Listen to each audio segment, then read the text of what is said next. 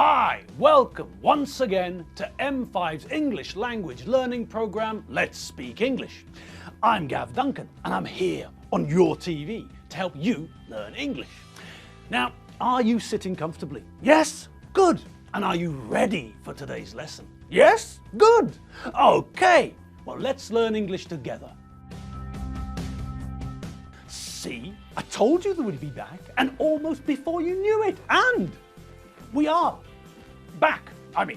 Yes people, here we all are, once again, me on this side of the screen and you on that side of the screen. You are all there, aren't you? Hang on, I'll have a look. It's pretty dark out there. I can't see a damn thing. Oh well, I trust that you're all out there, sitting down, relaxed on a comfy sofa or couch, or in a comfy chair. Good. And I'm also assuming that you've got a nice drink next to you, perhaps something hot like a coffee or tea, or perhaps something cool with ice cubes. Anyway, that's not important. The important thing is that you're sitting down, relaxed, ready to get started on today's lesson. Now, who remembers what we saw yesterday? I know, you all do. It was only yesterday after all. Yes, so as we all recall, as we all remember, yesterday we started to remind ourselves of the basics of the present perfect simple tense, didn't we? Yes. And we all recall that when we want to make a sentence, a positive sentence using the present perfect simple tense in English, then we have to ensure that we use the verb to have as the auxiliary verb. Yes, just as with the present continuous, for example, where we have to use the verb to be as an auxiliary verb to make the present continuous tense. And also like the past continuous, where we have to use the past simple form of the verb to be to make the past continuous tense. When we want to make the present perfect, we need an auxiliary verb. And with the present perfect, the auxiliary verb that we need is the verb to have. So, for a positive sentence in the present perfect simple, we know that the structure is subject plus auxiliary verb plus main verb, past participle. So we start, as we always do, with the subject. I, you, she, the cast of the Avengers, Billy Ray Cyrus, James Spader, whatever or whoever. And then we follow that subject with the correctly conjugated form of the verb to have. And we know that the verb to have has only got two forms, which makes this very easy, doesn't it? If the subject of the sentence is not, that is, if it's not the third person singular, if we're not making a sentence about he, she, or it, if the subject of the sentence isn't Billy Ray Cyrus or James Spader, then we know that we need to use have. That's the correctly conjugated form of the verb to have for the vast majority of subjects. That's the correctly conjugated form for 62.5% of the subjects. And if we consider the third person singular as a single form, not he, she, and it, but just the third person singular, then the percentage jumps to a whopping 83.3%. Blimey! Yes, so for the majority of subject forms, for the first person singular I, for the second person singular you, and for all the plural subject forms, for we, you, and they, we know that we have to use have to make the present perfect.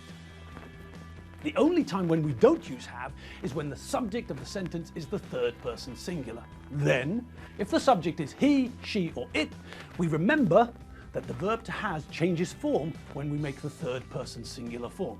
Have for most of the subjects, has for the third person singular. Okay, so that's pretty easy, isn't it? Yes. We know that we start, as usual, with the subject. Then we follow the subject with the correctly conjugated form of the verb to have, either have or has. And then we follow that with the past participle, the third form of the main verb, whatever the main verb is. Okay, so we all know this, don't we? Yes, but that doesn't mean that we're not going to revise and review it. You all know that. But today we're going to look at something different, which we haven't seen before, so grab a seat and get ready. Okay, so been and gone. One is the past participle of the verb to be, and the other one is the past participle of the verb to go. Okay? Well, there's nothing particularly earth-shattering about that, is there?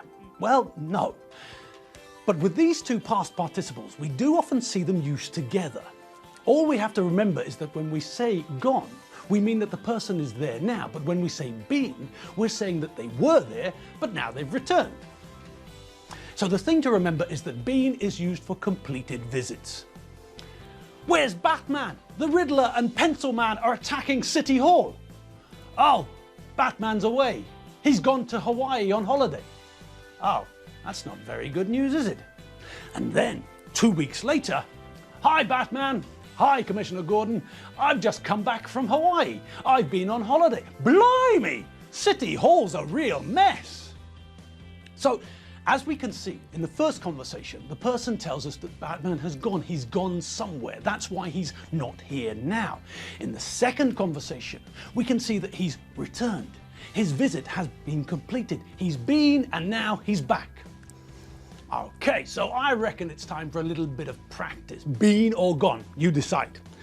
Number 1, James Spader is on holiday this week. He doodloo to Debrecen. Number 2, where's Batman? He's not here. I think he doodloo to the shops to get some yogurt. Number 3, I know London very well. I doodloo there loads of time.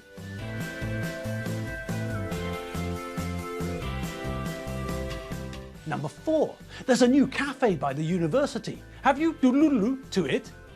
Hello Batman, where have you doodloo? Have you doodloo to the shops? Did you buy anything for me? Oh, no, that's all right. Number 6, have you ever doodloo to northern Mexico? No, never.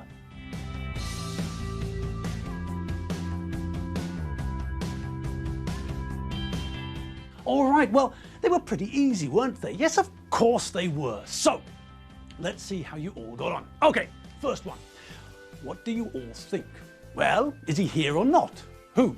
Who do you think? The subject of the sentence. James Spader, the man from that 1980s film Pretty in Pink. Yes, him. James Spader, the actor, the bloke from Stargate and more recently from The Blacklist. Yes. So, now that we've ascertained, now that we've clarified who we're on about, the subject of the sentence, can we get back to the original question? Is he here or not? He's not here, is he? No. This week he's away. He's not here, he's on holiday, he's out of the office, he's away, he's gone to Debrecen. Yes, he's there now. He hasn't completed his visit, so we use go. He's gone to Debrecen. He's there now. James Spader is on holiday this week. He has gone to Debrecen. Okay, next. So what about this one? Aha! A question about Batman. Someone in the office is asking where Batman is. They can't find him, and they need him to do something. I don't know. Probably they need his help fixing the photocopier or something like that. Okay, now what can we see in the reply? Yes, that's a pretty big clue, isn't it? Yes, he's not here. That means he's away, which means that we're talking about the fact that he's gone somewhere. So that's the past participle we need. Gone. Where's Batman? He's not here. I think he has gone to the shops to get some yogurt. Okay, next. Someone telling us about their knowledge of London. Now, are they here or there? Are they talking about something which is a completed visit? They are, aren't they? Yes, they're not in London. They're just telling us that they've been to London lots of times in their lives. I know London very well. I have been there loads of times. Great, good for them. Okay, moving on from London, that is. What's next? Well, the next one is easy too, isn't it? Yes, I'm asking you, so that means that we're in the same place. So that means the correct answer can only be been, not gone. If you were not here now, then gone would be possible, but you are, so it's not. There's a new cafe by the university. Have you been to it? Wonderful, and on we go. Aha! Batman's returned, he's been to the shops. Hello, Batman, where have you been? Have you been to the shops? Did you buy anything for me? Oh, no, that's all right. So we start by asking Batman where he's been. He wasn't here and now he is. So that means that he must have been somewhere else when we were looking for him. And then, remembering what the other person told us about Batman probably going to the shops for yogurt, we ask if that's where he's been. He's been and come back, it's been. And let's not dwell on the fact that Batman didn't buy anything for me. Nasty Batman. Bad Batman. Next, okay, a question about life experience. And if you think back to that cheesy song with Charlene, Think about what she said when she was relating stories about her life experience. I've been to Georgia and California. I've been to Nice and the Isle of Greece. And that's what we need here too, isn't it? Yes. Have you ever been to northern Mexico? No, never. Great, well done. All right, so that's just something we need to pay a little bit of attention to. If the person isn't here, then it's gone. If the person has returned, then it's been. So, just to make sure that we're all singing from the same hymn book, have a look at these two examples. I need to speak to Batman, but I can't find him. Where has he gone? Oh, there you are, Batman. I was just looking for you. I need to speak to you. Where have you been?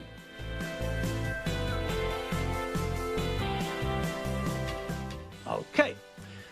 So in the first sentence, Batman's not there. I'm looking for him, but he's not there. He's gone somewhere else. In the second sentence, he's returned. He's come back to the office or the Batcave or wherever we are. And so this time I ask him where he's been. In the first sentence, the question, where has he gone, is the same as asking, where is he now? I'm looking for him now. In the second question, I'm asking where he was when I was looking for him. All right, now we've still got a couple of minutes, so let's quickly have another look at what we do when we want to make a present perfect sentence which is negative, not positive.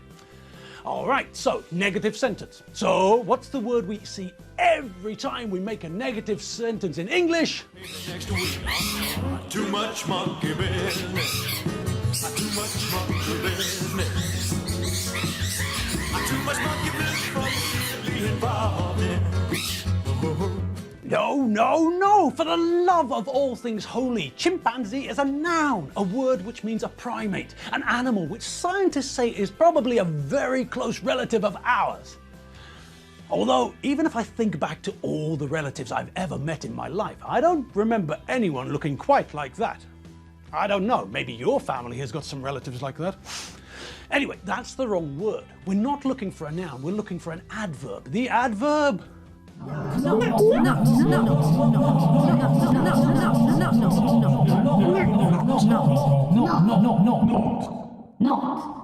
Yes, that's better. The adverb not. The adverb we need to add to sentences to make them negative.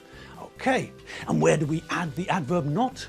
What is the structure of a negative sentence in the present perfect simple? Yes, that's right. Good. You haven't forgotten. We start with the subject, as per usual, and then follow the subject with the auxiliary verb, correctly conjugated, so either have or has. And then, after the auxiliary verb, that's where we put the adverb not to make the sentence negative. And then, what happens next? Well, after that, we get the main verb in the past participle. Simple! Simple, Simon, but alas, we're also out of time. Yes, it's true. The end of the lesson has swung around and it's time for us to part for the day. So I'm off home to get a coffee. And as for you lot, well, I really don't know. Perhaps there's homework to be done. Perhaps there are chores to be done. I don't know. Perhaps you've got to feed the cat, give the parrot some water, and walk the dog and giraffe. If you've got a giraffe, that is. What I do know is this, that music's a great accompaniment to chores. Music makes the chores seem, well, better, less boring. But music's not such a good idea when we're talking about homework. So, if you've got homework to finish, then turn the music off. If you've finished your homework, then let the music blast from the speakers. I'll see you all tomorrow. And you all know what day tomorrow is, don't you? Yes. Better not look up. See you tomorrow. See you later. www.mediaclick.hu. Bye.